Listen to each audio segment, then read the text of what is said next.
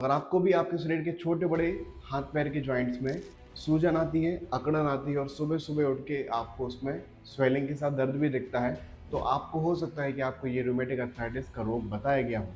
सबसे बड़ा सवाल ये होता है कि क्या आपकी समस्या जड़ से ठीक करी जा सकती है कि या आपकी ये बीमारी लाइफ लॉन्ग चलने वाली है। नमस्कार, मैं हूँ डॉक्टर सजल जैन और आज हम बात करने वाले हैं कि आपकी जो समस्या है क्या पूरी ठीक हो सकती है। उसी सीरीज में आज हम रूमेटिक अर्थराइटिस की सारी सच्चाई के बारे में जानेंगे, उसके मिथ्स के बारे में जानेंगे, क्या उसमें और ट्रीटमेंट ऑप्शंस अवेलेबल हैं जो आपकी समस्या को ठीक करने के लिए पॉसिबल है। सबसे पहले हम शुरुआत करते हैं कि रूमेटिक अर्थराइटिस होता क्या है।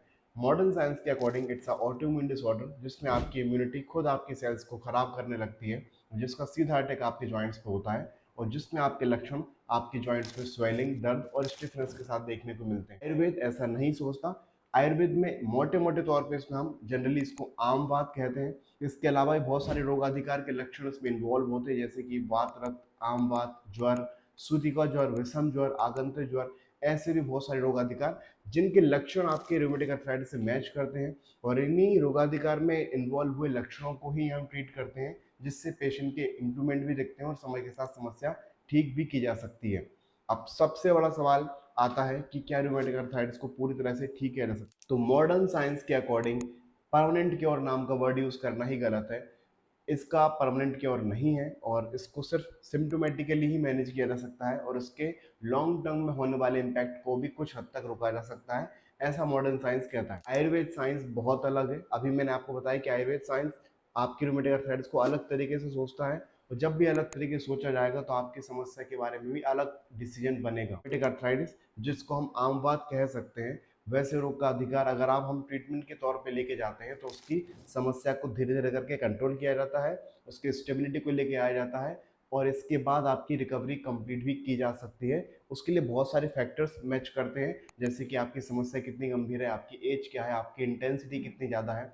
कभी कभी हमने देखा है कि नुकसान बहुत जल्दी हो जाता है, कॉम्प्लिकेशन भी जल्दी देखने को मिलने लगता है। तो ये बहुत सारे फैक्टर्स को अगर हम बात करें, बहुत अच्छे तरीके से सिस्टमेटिक प्लान किया जाए, दवाइयाँ यूज़ करी जाए, एक प्रॉपर डॉक्टर कंसल्टेशन किया जाए, उसके साथ पंचक्रम का उपयोग भी किया जाए।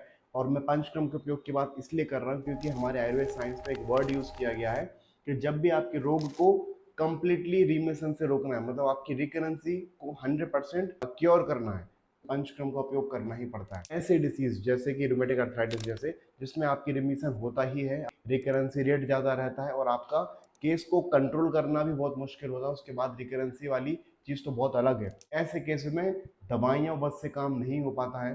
दवाइयों के साथ साथ एक प्रॉपर स्ट्रेटजी यूज़ होनी चाहिए, पंचक्रम का उपयोग होना चाहिए और एक सिस्टमेटिक प्लानिंग एक समय तक होनी चाहिए। अगर इन सब का उपयोग किया जाए तो रूमेटिक अर्थराइटिस के सिम्टम इम्प्रूव भी होते हैं, रिपोर्ट्स भी इम्प्रूव होती हैं, पेशेंट के सिम्टम के साथ साथ कॉम्प्लिकेशन से वो भी कम होते हैं, स्टिफनेस कम होने लगती है, मूवमेंट्स के सारे आपकी जॉइंट्स में मूवमेंट्स देखने को मिल जाते हैं। ये सारी चीज़ इंप्रूव हो जाती हैं और एक समय के बाद दवाइयाँ भी कम की जा सकती हैं और पेशेंट की कंप्लीट रिकवरी भी संभव है। ये सिर्फ मैं नहीं कह रहा हूँ, हमने कुछ पेशेंट्स पे इस पे काम भी किया है, इसके बाद हम बोल रहे हैं और हमारे बहुत सारे पेशेंट को इम्प्रूवमेंट भी आए हैं और ये देश भर में बहुत सारे आयुर्वेद डॉक्टर हैं जो बहुत अच्छे से ट्रीटमेंट कर रहे हैं। इन सब के एग्रीगेशन रिजल्ट के बाद मैं ये सब बात आपको बता रहा हूँ, तो ये समय के साथ और चीज़ें आपको भी पता चलने लगेंगी कि आयुर्वेद में कितना अच्छा रिजल्ट इसमें रूमेटिक अर्थराइटिस में देखने को मिलता है। इसके बाद हम बात करेंगे कि क्या अर्ली सिम्टम्स पता होना बहुत ज़रूरी है। बिल्कुल, आपके जितने जल्दी लक्षण के रूमेटिक अर्थराइटिस में पता चलने लगेंगे, आपकी रिकवरी रेट उतनी जल्दी कंट्रोल करी जा सकती है और जैसे जैसे रूमेटिक अर्थराइटिस सिम्टोमेटिकली बस मैनेज कर लिया जाता है और उसकी कॉम्प्लिकेशंस बढ़ते जाते हैं, तो उसके बाद आपके जॉइंट में डीजनरेशन या जॉइंट में डिफॉर्मिटी या परमानेंट डैमेज भी देखने को मिल जाता है और उसके बाद ही डॉक्टर आपको सर्जरी के लिए एडवाइस कर सकते हैं। बट आप अगर पहले सिम्टम पता कर लेंगे, बहुत अच्छे से सिस्टमेटिकली प्लान करेंगे और सबसे इम्पोर्टेंट दर्द को नहीं, आप समस्या को ठीक करने का ट्रीटमेंट लेते हैं, तो आप एक समय बाद समस्या को भी ठीक करते हैं और उसके कॉम्प्लिकेशन से होने वाले नुकसान को भी रोक लेते हैं। थोड़ा एक मिथ है जो बहुत सारे पेशेंट जब भी हमारे पास आते हैं तब ये कहते हैं कि क्या डॉक्टर साहब ये दवाइयाँ जड़ से बंद की जा सकती हैं, क्या ये समस्या जड़ से ठीक की जा सकती है। तब हम पेशेंट से एक सवाल करते हैं कि क्या अभी तक आप जो दवाइयाँ ले रहे हैं उससे आप अपनी समस्या को कंट्रोल भी कर पाए। अगर आप अपनी समस्या को इतने सालों से दवाइयाँ लेने के बाद कंट्रोल तक नहीं कर पाए तो आप उस समस्या को ख़त्म करने के बाद कैसे कर सकते हैं। आपको सबसे पहली बात ये करनी चाहिए कि मैं जो ट्रीटमेंट ले रहा हूँ उससे मेरी समस्या कंट्रोल होनी चाहिए, आपके सिम्टम इम्प्रूव होने चाहिए, कॉम्प्लिकेशन भी नहीं होना चाहिए। बट इसके हमें ऐसा बिल्कुल भी देखने को नहीं मिलता है, इसके हमें इसके अगेंस्ट उल्टा देखने को मिलता है कि पेशेंट ट्रीटमेंट लेते रहते हैं, एक दिन भी दवाई मिस करते हैं, उनके सिम्टम ज्यों के त्यों हो जाते हैं, उनके कॉम्प्लिकेशंस बढ़ते जाते हैं, जॉइंट का नुकसान, सूजन, दर्द, अकड़न, जॉइंट के मूवमेंट्स कम होने, ये सारे लक्षण बढ़ते हुए जाते हैं और पेशेंट कहते हैं कि मेरा ट्रीटमेंट चल रहा है। तो मैं तो इसको ट्रीटमेंट नहीं बोलूँगा और आपको भी नहीं बोलना चाहिए। आपको वो ट्रीटमेंट लेना चाहिए जो आपकी समस्या को कंट्रोल कर सके, आपके रिपोर्ट्स में भी चेंजेस ला सके, आपके सिम्टम में भी इम्प्रूवमेंट ला सके और एक समय के बाद अगर आप दवाइयाँ छोड़ते हैं तो आपकी केस में स्टेबिलिटी भी होनी चाहिए कि दवाइयाँ भी छूट जाए तब भी आपका केस कंट्रोल में है। समय के साथ इसमें कंप्लीट रिकवरी भी होनी चाहिए जो कि पॉसिबल है।